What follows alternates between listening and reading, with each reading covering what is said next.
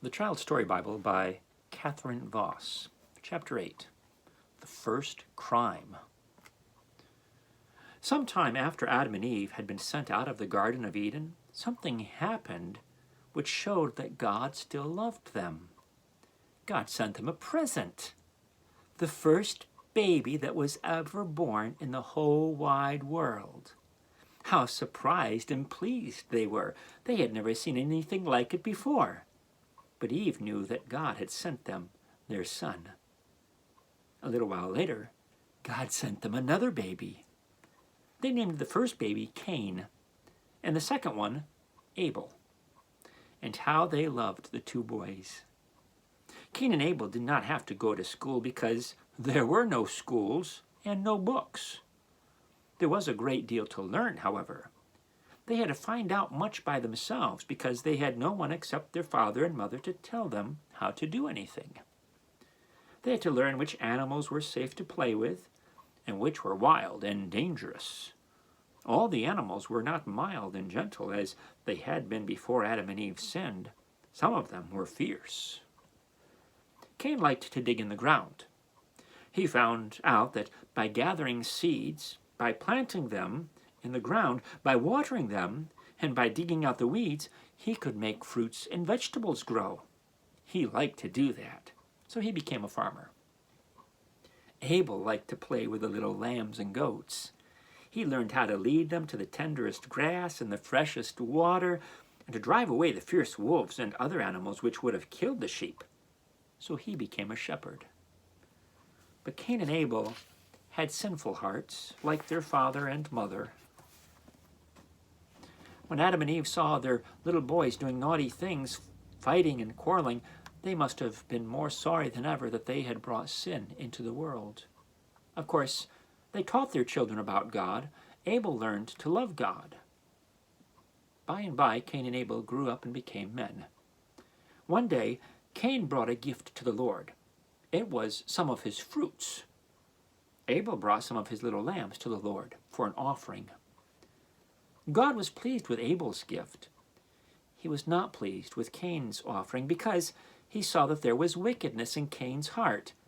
Cain did not feel sorry and ashamed because of his wickedness. Cain became very angry that God was pleased with Abel's offering and not with his own. He fell into a dreadful temper. There was a black scowl on his face.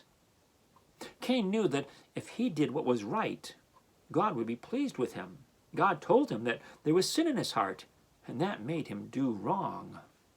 But Cain was still very angry that Abel's gift should have been accepted and his offering rejected. He was jealous of his brother, and he talked to Abel angrily.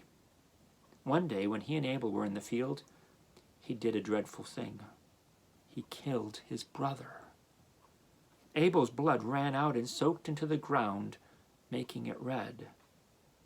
How sad Adam and Eve must have felt when they saw their son lying dead upon the ground, and to know that Cain had killed him. Death must have seemed awful to Adam and Eve. They had seen dead animals, but no man had ever died before. Just a short time ago, Abel had been full of life, talking and running and working. Now he lay there, white and still. And they knew that it was their own sin which brought death into the world. They had eaten of the forbidden fruit. God had told them that death would come as a punishment. Oh, if only they had never disobeyed God. Adam and Eve were not the only ones who saw Abel lying dead upon the ground with his red blood staining the earth. God saw it too. God spoke to Cain. He said, "Where is Abel, thy brother?" Cain told a wicked lie. He said, "I do not know. Am I my brother's keeper?"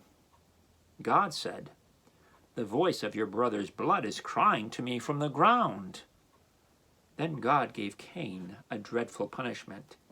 He said that the ground which had been soaked with his brother's blood would not grow things for him any longer. He must flee and be a homeless wanderer on the earth. So Cain went away to a far country and lived a lonely life far away from his father and mother.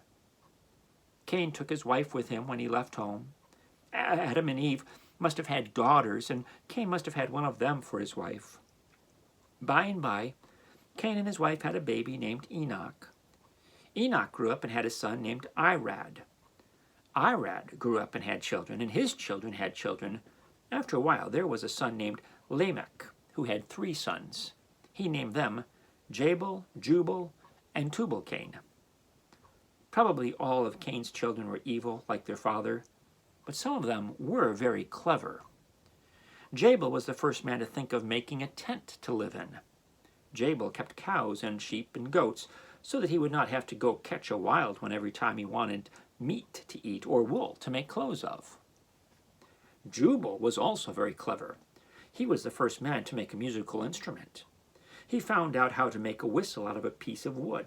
After making many whistles of different sounds, he put them together and made a kind of organ. Then, too, he found out how to fasten strings over a piece of wood so that they would make musical sounds like a harp. Tubal-Cain found out something even more wonderful.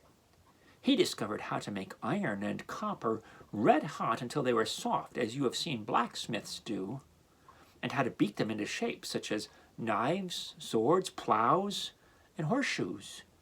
It was a great help to have good knives to cut with. Just think how hard it must have been to cut things with sharp stones or sticks. When God made the world, he hid wonderful things in the earth for man to find and use. These 3 sons of Lamech quickly learned about some of them.